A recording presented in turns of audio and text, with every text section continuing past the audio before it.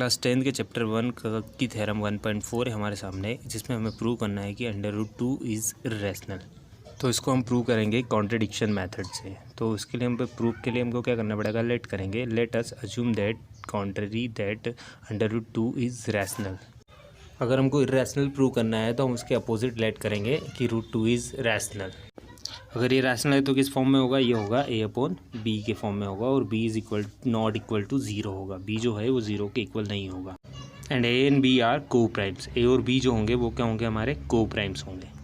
और को प्राइम वो नंबर होते हैं जिनका HCF 1 होता है, और या फिर हम ये कह सकते हैं कि को प्राइम वे नंबर होते हैं जिनका कोई कॉमन फैक्टर नहीं होता अदर देन 1।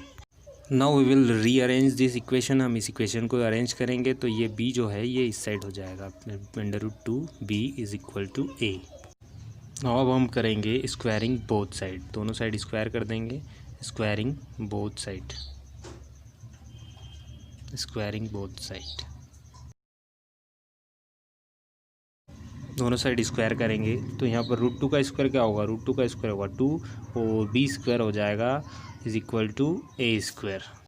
तो यहाँ से हमको एक इक्वेशन मिल गई, और ये इक्वेशन क्या शो कर रही है कि जो a स्क्वायर है उसके दो फैक्टर्स हैं 2 और b स्क्वायर। तो यहाँ पर 2 जो है वो a स्क्वायर को क्या करेगा, डिवाइड करेगा। 2 जो है a स्क्वायर को डिवाइड करेगा। a square is divisible by 2।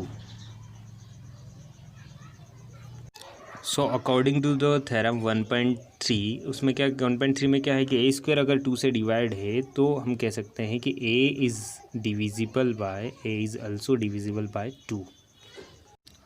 तो ये इसको हम दे देंगे इक्वेशन नंबर 1। ये हमारी इक्वेशन नंबर 1 हो जाएगी। और यहाँ पर a इज़ डिविजिबल बाय 2, तो यहाँ पर a को हम क्या लिख सकते हैं, a को हम लिख सकते हैं a is equal to 2c। और यहाँ पर c क्या है, c is any integer. c कोई एक इंटीजर है, c कोई पॉजिटिव इंटीजर होगा यहाँ पे।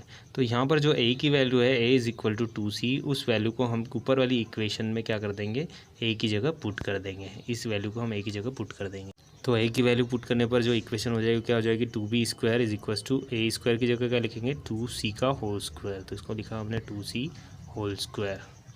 अब हम इसको सॉल्व कर लेंगे तो ये क्या हो जाएगा, इसको हम सॉल्व करेंगे तो ये हो जाएगा 2b square as it is, 2b square as it is, और यहाँ पर 2 का स्क्वायर हो जाएगा 4, और ये हो जाएगा c स्क्वायर। अब यहाँ पे जो 4 है वो कैंसिल हो जाएगा 2 से 2 टाइम, तो जो नेक्स्ट इक्वेशन हो जाएगी b square is equal to 2c square. तो इस इक्वेशन से हम क्या कंक्लूजन निकाल सकते हैं कि जो b स्क्वायर के जो फैक्टर्स हो गए वो है 2 और c स्क्वायर। 2 और c स्क्वायर b स्क्वायर के फैक्टर्स है, तो हम यहाँ पर क्या लिख सकते हैं, b square is divisible by 2। b square is divisible by 2। अगर b स्क्वायर 2 से डिविजिबल है तो एक 1.3 से क्या हो जाएगा, b is also divisible by 2। इसको इक्वेशन नंबर 2 दे देते हैं। तो यहाँ पर फर्स्ट और सेकंड इक्वेशन से क्या मिलेगा हमको, by equation first and second a and b have a common factor 2। a and b having common factor, a and b having common factor 2।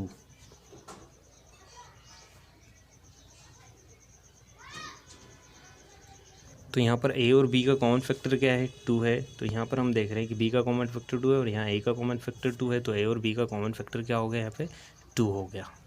लेकिन हमने क्वेश्चन के स्टार्ट में क्या अज्यूम किया था, क्वेश्चन के स्टार्ट में हमने अज्यूम किया था कि a और b आर को primes.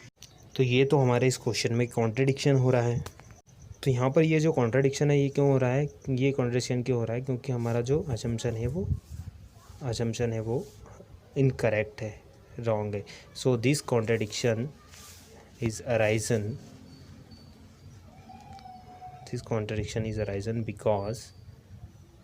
Because of our assumption, because of our incorrect assumption, जो हमने अज्यूम किया था वो इनकरेक्ट किया था। तो ये कॉन्ट्रडिक्शन क्या हो रहा है कि यहाँ पर तो ये को प्राइम है और यहाँ पर इनके तो दोनों के कॉमन फैक्टर आ गए, तो ये दोनों अलग हो गई।